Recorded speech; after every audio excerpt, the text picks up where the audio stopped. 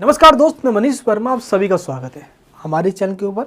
आज की इस वीडियो में हम बात करने वाले हैं आखिर ग्रेजुएशन करने के बाद हम एसओएल से कैसे करें एमए और हम बीएड कैसे करें। इसकी वीडियो दोस्त मैंने कुछ दिन पहले ही अपलोड किया, बट कुछ बच्चों का डाउट है। डाउट क्या है, जैसे हम ग्रेजुएशन कर लेते हैं तो उसके बाद हम एसओएल से करना चाहते हैं एमए। बच्चों को लगता है क्या कि भाई जब हम एसओएल में नहीं एडमिशन ले, हम डीयू में ले रहे हैं, कहीं हमारा रेगुलर से ना हो जाए। देखो मैं आपको पहले ये बता देता हूँ, ग्रेजुएशन करने के बाद एसओएल से एमए आप कर सकते हो। एसओएल से करो या आप रेगुलर से करो, उनका फॉर्म एक ही होता है, कोई अलग अलग फॉर्म नहीं होता उनका। रजिस्ट्रेशन करने की वीडियो दोस्त मैंने आपको पहले अपलोड करके दे दिया, उसकी लिंक नीचे डिस्क्रिप्शन में है। और जो मैंने आपको लिंक दिया उस पर क्लिक कीजिए। आपको अपना यूज़र रजिस्ट्रेशन एक बार करना होगा, यानी कि एक लॉगिन पासवर्ड क्रिएट करना है। उसके बाद आपको सारी बेसिक डिटेल्स फिल करनी है उसके अंदर। अभी आपका रिजल्ट नहीं आया ग्रेजुएशन का, तो रिजल्ट आपका वेटिंग में होगा अभी, देन आप फॉर्म को फिल कर सकते हो। अगर दोस्त आप एमए पॉलिटिकल साइंस से करना चाहते हो, यानी कि आप ऑनर्स से करना चाहते हो, तो आपका मेरिट में एडमिशन हो जाएगा।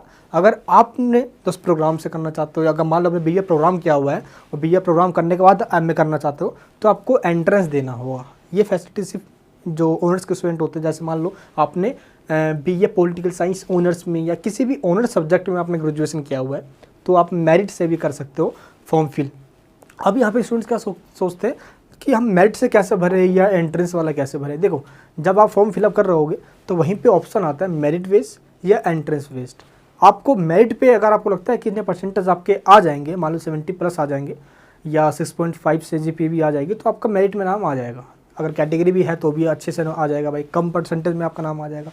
अगर कैटेगरी नहीं है तो 70+ आप मान के चलना, यानी कि 7+ CGPA मान के चलना। क्लियर है? तो आप मेरिट बेस में आप फिल कर सकते हो। अगर आप एंट्रेंस बेस में फिल करते हो तो आपको एंट्रेंस एग्जामिनेशन देना होगा। तो फॉर्म दोनों का एक ही होता है, चाहे आप डीयू से रेगुलर करो या एसओएल से एमए करना चाहते हो ओपन से। तो मैंने एसओएल से ओपन में किया है, यानी कि अपना एमए कंप्लीट किया है। मैं आपको पूरा प्रोसीजर बताता हूँ तो समझना कैसे कैसे क्या होता है। सबसे पहले आपको ये पता चले 10 जून लास्ट डेट है फॉर्म फिल करने की। जो अभी तक नहीं कर पाए प्लीज़ वो कर लेना। जैसे हम फॉर्म फिल कर दोगे तो फॉर्म फिल आपने मान लो किया मेरिट बेस पे, तो आपको कोई एंट्रेंस नहीं देना। और जब लिस्ट आती है एक, तो उस लिस्ट में आपको अपना नाम चेक करना होता है कि इस लिस्ट में मेरा नाम आया या नहीं आया। तो उतने परसेंटेज पे अगर आपका नाम आ गया है तो समझ लो कि आपका नाम मेरिट में आ गया और आपको कोई मतलब कि एंट्रेंस वगैरह तो नहीं देना होता। सिंपली आप जाइए, अपना ओरिजिनल मार्कशीट लेके, प्रोविजनल सर्टिफिकेट लेकर, जो ग्रेजुएशन के बाद मिलता है, और जो ऑनलाइन रिजल्ट आया था वो रिजल्ट लेकर जाइए आप एसओएल कैंपस में, और वहाँ जाने के बाद आपको एडमिशन ले लेना है। क्लियर है? ये तो होता है मेरिट बेस पे। अगर सेम आप एंट्रेंस बेस पे चाहते हो तो जो आप एंट्रेंस दोगे, एंट्रेंस देने के बाद दो सिंपल जो आपका मार्क्स आएगा, तो उसी हिसाब से एक लिस्ट निकलेगी कि ये एंट्रेंस वाले बच्चे हैं और इनका क्लियर हो गया है। तो क्लियर का मतलब ये हुआ कि मान लो ये क्राइटेरिया है, जो एक मेरिट निकलती है, उतने नंबर दोस्तों आपके आएंगे तो मेरिट में या एंट्रेंस में। अगर आप एंट्रेंस के लिए एलिजिबल हो दोस्त, आपके 50% होने चाहिए यार ग्रेजुएशन के अंदर, तभी आप एलिजिबल होते हो। किसी कोर्स में 50% है, किसी कोर्स के अंदर 55% है। अब बात करते हैं एंट्रेंस एग्जामिनेशन की। देखो, आप बीएड में लेना चाहते हो एडमिशन, या एलएलबी में लेना चाहते हो, या आप एसओएल से ही एमए करना चाहते हो एंट्रेंस बेस पे, तो आपको सिंपल जो सिलेबस होता है इसका ये कंप्लीट करना होगा। एनटीए एग्जाम करवाता है ये। अब सिलेबस में क्या आता है, मैंने आपको ये बताया दोस्त, जो एकेडमिक्स लेवल पे जैसे कि सोशल साइंस के कुछ क्वेश्चन पूछे जाते हैं, एसएसटी हो गया, मैथमेटिक्स के बेसिक क्वेश्चंस आते हैं, बीएड की बात कर रहा हूँ मैं इस टाइम, एंड साइंस के कुछ बेसिक क्वेश्चंस आते हैं 9th-10th लेवल तक, आपका पूरा कंप्लीट हो जाएगा ये। अगर आप एमए करना चाहते हो और एमए का एंट्रेंस देने जा रहे हो, तो एमए के एंट्रेंस के लिए आपको ग्रेजुएशन में जो आपने पढ़ाई करी है, थोड़ा सा बेसिक क्वेश्चन उसमें से पूछा जाता है। मान लो फर्स्ट, सेकेंड और थर्ड ईयर से, फर्स्ट ईयर से क्वेश्चन ज़्यादा पूछा जाएगा आप सभी से। क्लियर है? और कुछ जीके के पर्पज से, कुछ करंट अफेयर्स से क्वेश्चन एग्जाम में आता है। क्लियर यहाँ पे? तो ये आपको एंट्रेंस से प्रिपेयर करना है एंट्रेंस एग्जामिनेशन के लिए। और जिस दिन आपका एंट्रेंस दे दोगे दोस्त, ये जून के लास्ट में, जुलाई के फर्स्ट वीक में होगा, तो एंट्रेंस देने के बाद लिस्ट निकलती है, उस लिस्ट में आपको अपना नाम चेक करना होता है। ये भी सब डीयू की ऑफिशियल वेबसाइट के ऊपर आता है और वहीं पर आपको चेक करना है। मैं डीयू से बता रहा हूँ, आप कहीं और से भी कर सकते हो। बच्चे पूछते हैं सर कि बीएड क्या ओपन से कर सकते हैं? देखो, डीयू से अगर आप कर रहे हो बीएड, तो डीयू से बीएड ओपन से नहीं होता। बीएड आप इग्नू से कर सकते हो ओपन से, जिसकी लास्ट डेट अप्रैल में ही थी, वो निकल चुकी है। अब इग्नू से करना चाहते हो दोस्तों 2023 में कर सकते हो। मैंने दोस्त अपने बीएड जो है वो मैंने डीयू से ही कंप्लीट की है। कंप्लीट मतलब दोस्त अब मेरा कंप्लीट होने वाला लास्ट ईयर अभी है। तो इस तरीके से जब बीएड का एडमिशन लोगे आप, तो उसमें आपको 4 सेमेस्टर होते हैं, यानी कि 2 साल का कोर्स होता है वो।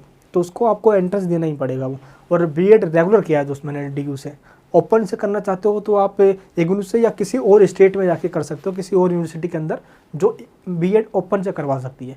क्योंकि दोस्त बीएड एक टीचिंग कोर्स है, वो टीचिंग के लिए आपको रेगुलरली जाना पड़ेगा, वहाँ पे आपको एक्सपीरियंस सिखाया जाता है। और जब तक हम, मान लो दोस्त आपको गाड़ी चलाना सीखना है, तो आपको मैं ये बोलूँ कि ये बुक पढ़ लो, गाड़ी चलाना सीख जाओगे, तो ऐसा हो सकता है? गाड़ी चलाना दोस्त हम चलाते चलाते ही सीखते हैं, और अक्सर ऐसा होगा कि 1 या 2 बार जरूर गिरते हैं हम, तभी तो हम सीखते हैं। वैसे सेम टीचिंग लाइन भी है, जब तक हम बोलेंगे नहीं, सामने वालों को हम समझाएंगे नहीं, तो टीचर कैसे बन जाएगा दोस्त? एक टीचर वही होता है जो चीज़ों को समझकर बेहतर तरीके से और लोगों को समझा सके।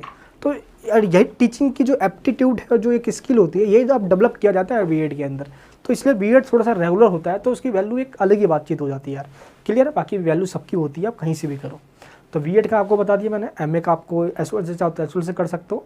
DU से रेगुलर कोई नहीं करना चाहता, सबको लगता है कि यार अब इतना टाइम नहीं है, जब पढ़ना था पढ़ लिए, अब हायर एजुकेशन हम करेंगे तो ओपन से हो जाए। अब दोस्त मैं भी खुद यार, अब मैं थोड़ी इतना पढ़ूंगा यार कि मैं रेगुलर करूँ। अब दोस्त PhD में एडमिशन लूँगा मैं, तो उसको भी कंप्लीट करना मेरे लिए एक बड़ा प्रेशर रहेगा, प्लस UPSC की प्रिपरेशन। तो थोड़ा सा यहाँ पे चैलेंजेस मेरे लिए है, उनको मैं टैकल करूँगा यहाँ पे। चलिए, तो ये चीज़ आपको ध्यान रखना है। एंट्रेंस चाहते हो तो प्रिपेयर करो और निकाल दो, और कोई बड़ी बात नहीं होती है एंट्रेंस के दोस्त, मैं खुद इस चैनल के ऊपर प्रिपेयर करवा दूँगा। चलो दोस्त, मिलूंगा आपसे नेक्स्ट वीडियो के अंदर। अपना प्यार ही बनाए रखना। फिर भी कोई आपका डाउट होता है नीचे मुझे कमेंट बॉक्स में बताना।